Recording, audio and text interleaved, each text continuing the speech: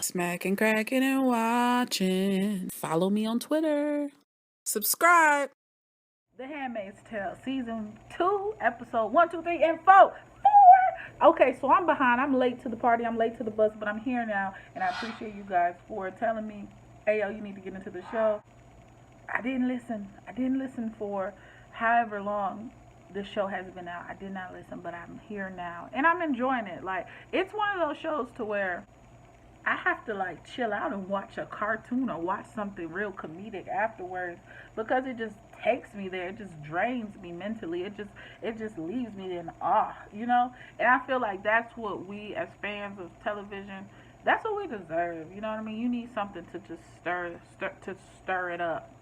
You need something that'll go against the grain. You need something that isn't so much like, 4 or 5 other shows that's out there. And I think visually it's filling. They give you some really good. So I don't know where to start, man, because it's 4 episodes worth, and I'm gonna try to keep it quick. But Fenway Park, the OBGYN appointment, waiting at the Globe, this chick making it there. She was so freaking close, y'all. She was so close.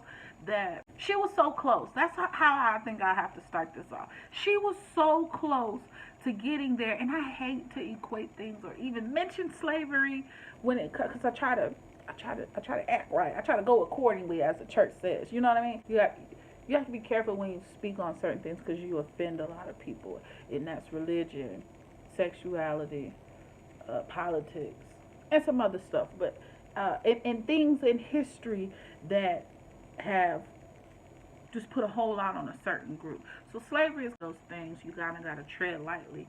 But you can't not say that June ain't on the Underground Railroad trying to get to Canada, trying to get to freedom. And he's encountering all these things, friendlies. That's what they call the people who were assisting, who were once captured on their route to being happy into a better land. And this show is cray, man. I mean, even down to the clothes. Everybody walking a certain way. Everybody going this way. It's quiet. You walk outside in a major city, down a sidewalk, you have music, you hear car honking, you hear kids, you can hear animals. Shoot, you can hear the breeze of a tree. You hear conversations humming from cell phones.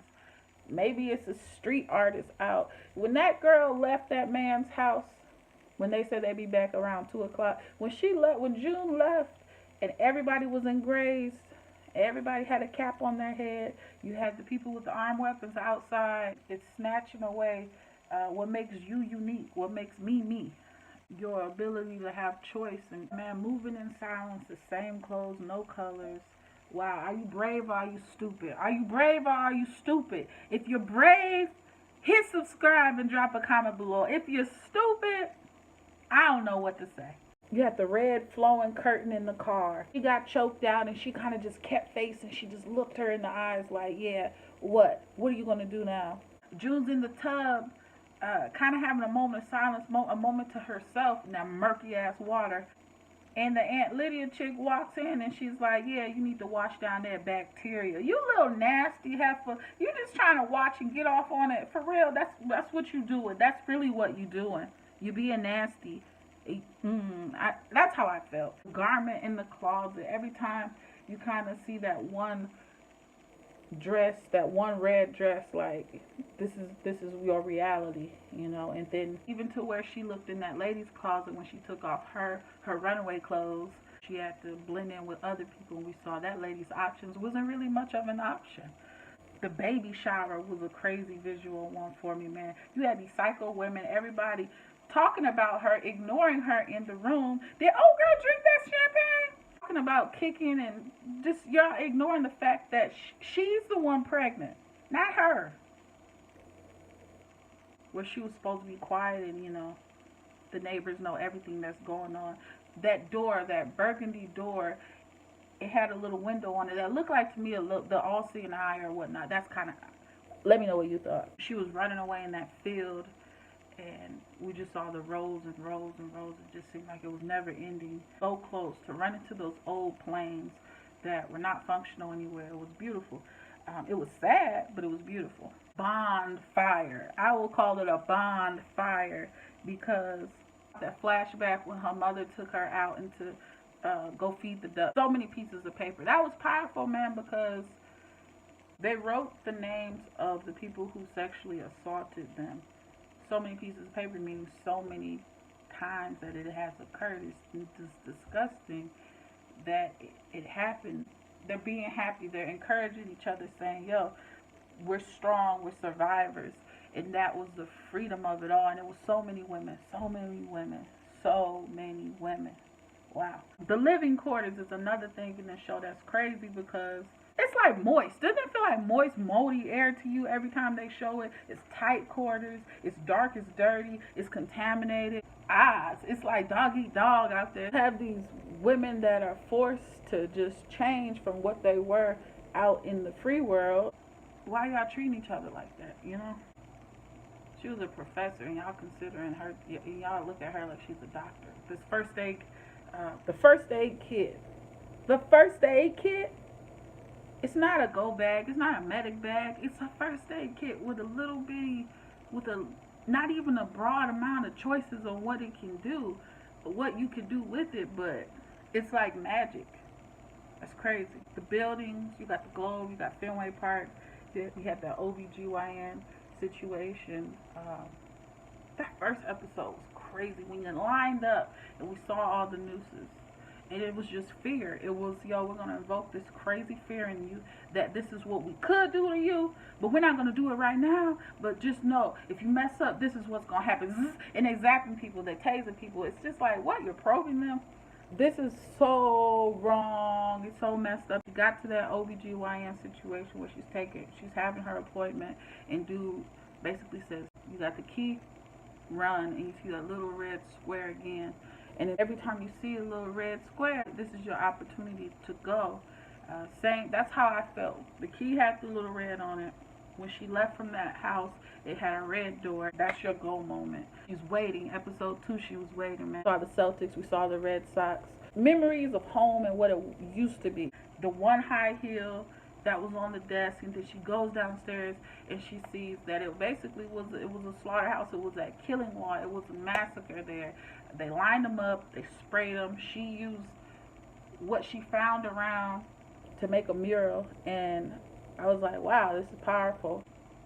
Did you cry when she located the other hill? And I was just saying to myself, yo, would she find that other hill? And she did. And when she put them back together, it was like the reverse Humpty Dumpty effect. Humpty Dumpty had a great fall, and they couldn't put Humpty back together again. But June is saying, I'm going to be the one to try to put it back together. The Friends DVD. Wow, man. Wow. Things you take for granted. Wow. You put the rope around these ladies' face, their necks, and episode 2 we see a line of nooses in that bottom of that maybe that pressing area. To see the bullets in the wall, yikes. Have a random awkward sex scene, which I was like, really? Y'all really gonna do this? I don't want to see it. Drop my hammer. I'm gonna steal your car. Oh yeah, give me a gun that's not even charged. All he did was put the magazine in. He didn't rack it. Come on now. Oh, and that was monkey stump time. For real? So June was in there for 2 months, exercising, learning the ins and outs. It was levels to it. We saw the stairs, and she just got more. It seemed like she was there alone, and maybe maybe that angered her, you know, and that led back to when she was recaptured. You saw her resistance to saying that she wasn't offered, that she was June, which was a play on Tobe, Kunta. I'm just saying, but she's adaptable. She's adaptable, and she's very smart. And she's unafraid, and unafraid was definitely shown when she stepped in and said, I felt the baby kick last night. He stepped in front of that truck, and that dude could have left, and that showed the bravery of it all. You know, that's when they kept saying, yo, you're brave or you're stupid. She a little bit both. It was fearful she could get caught, and that's what no one wants to do, especially when you're running for your life, literally running for your life. And when she cut that GPS out of her ear, woo, Lord! Are you strong enough to do such a thing? And to see them reapply it, you know, tag her like she was a freaking an item for sale, at Nordstrom's. That's messed up, man. For her to get yanked out by her legs out of that airplane compartment, that was horrible. She is basically a pig. She is a pig that can produce bacon. She's a cow that makes the steaks. That's how they're treating her, as if she is just a produce something, or they treat them like a freaking how lamb meat are. You want lamb chops? We'll tie them and put them in this little close quarter, and you're gonna go get slaughtered. It's messed up, man. Music always sets the rhythm, sets the pace, sets the tone, sets the mood, sets the vibe of a television show. And with this one, I love Kate Bush. Her version, first of all, that album, The Sensual World, it's classic. Most of y'all are used to Maxwell's version due to Love and Basketball playing this woman's work. Ooh, it's hard on the man. Now his party's over. Now starts to crap. The fun. You know the song. This woman's work. Very powerful song. Very spiritual song. It's very emotional. It's all of the things that show what a woman goes through in life. And the song is actually about, I do believe it's about a woman giving birth when it boils down to it. But you know, everybody likes to think it's a freak mode song, you know, or something. You think of Love and Basketball and that little nasty scene. But that song played a huge role in the beginning of Hulu's The Handmaid's Tale. Making June juice like Jack LaLanne was another scene in episode number 4 that I thought was off the chain. Why? Because it reminded me of that scene of Roots, and he's being fed like, it looks like oatmeal, just nasty, like porridge, and it's just like smashing all over his face, and it's just disgusting. You see it in different TV shows when they're reenacting the slave ship scenes, and they're feeding these enslaved individuals slop, and they throw up, and it's just nasty. That's what I felt they were making a play on when June was drinking that green juice that Auntie Lydia provided her. The hanging of the friendly, pimped out his wife, they rehoused this kid. That was a horrible scene. It's showing once again how folks can just be snatched of their lives, and it's nuts. Lydia, she's this overseer, this ugly, hateful, torturous cattle wrangler, eraser of your past. And at the same time, when she's taking your past, she's taking away your hope for anything good coming from your future. She's blaming June. Be that overseer to know what's her past. Like, her job is to reinforce identity by blaming fault on, fault on who they once were. And saying, hey man, you're not them no more. It's that Toby. What's your name, boy? Toby. What's your name, boy? Toby. Still saying his name is Kunta. It's messed up. Now, Serena, the wife of Fred, she's a weird little creepy lady, entered the room doing the tummy rub, and I had one eye open, one eye closed. I'm trying to figure out what's her angle. Like, where are you coming from? Are you attracted to her? Do you hate her? What is all of that about? Maybe they'll dive deeper into that during the season. Smoking that cigarette makes me think she's gonna set a fire one day and kill everybody, but she's unhappy just like the maids. When the wifey popped up confronting her, and she says she still loves him, and she's kind of still being fairly kind to this woman, it's like, I'm figuring out, maybe y'all already figured this out in season 1, but okay. So you were the side chick, and the side chick turned to wife. You get them how you keep them, boo-boo, I'll tell you that much. Do you think about me? Bitch! She called her effing whore. I mean, she changed, and that's how moods go. You go from hot to cold, and you test in the water. And I feel like, get him how you keep him, man. You won't be his last. She said, I'm his first. And I'm like, okay, well, you're not gonna be his last, and June won't either. It's 2-3 episodes. We see Luke. He's nice. He seems like a good guy. His temper changed later on when you saw a split personality almost. He was snapping and said a whole lot of nasty things. I think some of the worst things you could ever say in a relationship would be, I love you more than I ever loved her. Like, why would you even utter those words? Like, why? That's the most nasty, that's some scoonchy hood rat buckethead trick. Like, why would you do that? That's not for her to know how you felt about her. past and your present, just let it be separate. You don't throw it in the next person's face. Like, I love you more than I ever loved her. How is that possible? Because you're showing a whole lot about how wrong you are and how low you are. I know in the midst of anger and frustration, anyone is capable of saying anything, but that changed the heat in the heat of the water. The temperature changed.